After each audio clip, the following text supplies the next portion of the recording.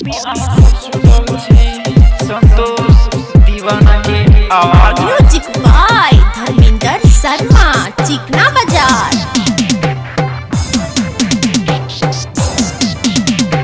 करत न सदिया भौजी आहा बहिन सा करत न सदिया भौजी आहा बहिन सा मिलहत न बात छोटक के साथ लगा न दिल सा लगा न दिल सा करत न सदिया भौजी आहा बहिन सा करत न सदिया भौजी आहा बहिन सा मिलहत न बात छोटक के साथ लगा न दिल सा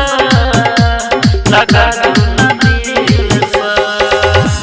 करत न सदिया भौजी आहा बहिन सा करत न सदिया भौजी आहा बहिन सा आहा बहिन सा।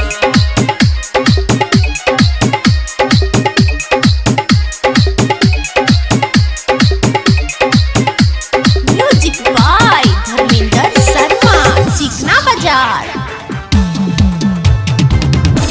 आहा बहिन सा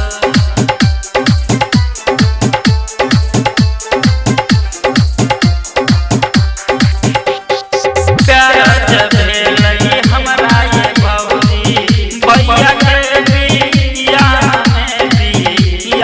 में बड़ नीक छलई सजल ये भौजी मिलल जब या